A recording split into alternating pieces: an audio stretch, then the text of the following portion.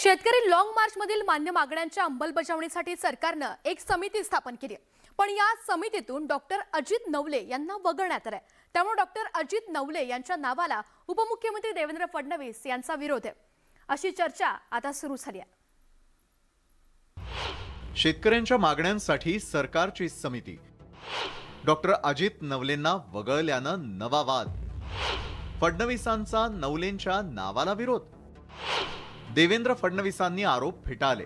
तात्काळ मदत झाली पाहिजे। 7 दिवसांच्या संघर्षानंतर शेतकरी लॉंग मार्च मधील मागण्या मान्य झाल्या, पण या मागण्यांची अंमलबजावणी योग्यरित्या व्हावी यासाठी बनवण्यात आलेल्या समितीतून मात्र डॉक्टर अजित नवलेंना डावलण्यात आल्याचं समोर आलंय। खरं तर किसान सभेच्या वतीनं कॉम्रेड JP गावित आणि डॉक्टर अजित नवले या दोघांची नावं समितीत असावी असं मुख्य सचिवांना सांगण्यात आलेलं, पण दुसऱ्या दिवशी मुख्यमंत्री आणि उपमुख्यमंत्री यांची भेट घेतली तेव्हा समितीत डॉक्टर अजित नवले यांचं नाव नसल्याचं उघड झालं, ज्याचा निषेध केला जातोय। एखाद्या व्यक्तीला टार्गेट करून वगळल्यामुळे किसान सभा झुकणार नाही। मला पूर्ण विश्वास आहे की आमदार विनोद निकोले आणि JP गावित हे दोनही लढाऊ कॉम्रेड त्या समितीमध्ये आहेत। ते आपल्या शेतकऱ्यांच्या मागण्या पुढे घेऊन जातील आणि सरकारला त्या मागण्यांची अंमलबजावणी करायला लावतील। मात्र अशा प्रकारे प्रामाणिकपणाने प्रयत्न करणाऱ्या माणसाला वगळणं आणि शेतकरी आंदोलनामध्ये एक प्रकारचं वेगळ्या प्रकारचा संदेश देणं हे जे काम राज्य सरकारने केलेलं आहे, त्याच्यामुळे किसान सभेमध्ये आणि शेतकऱ्यांमध्ये अस्वस्थता आहे।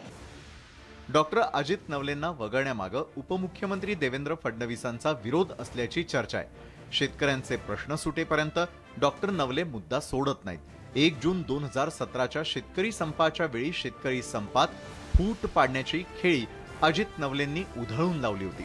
त्यामुळेच मागील लॉंग मार्च मधील शिष्टमंडळातही डॉक्टर अजित नवले यांना आणू नका असा आग्रह देवेंद्र फडणवीसांनी लावून धरल्याचं सांगितलं जात आहे।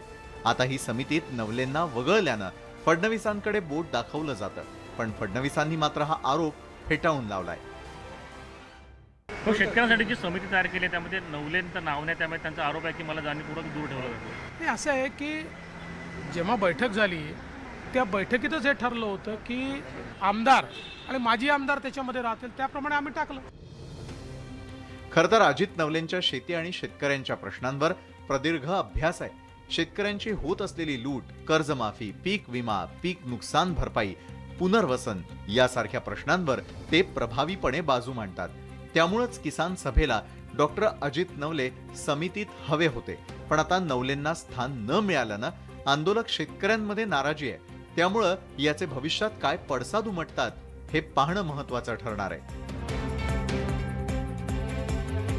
Bureau report, news 18 Lokmat.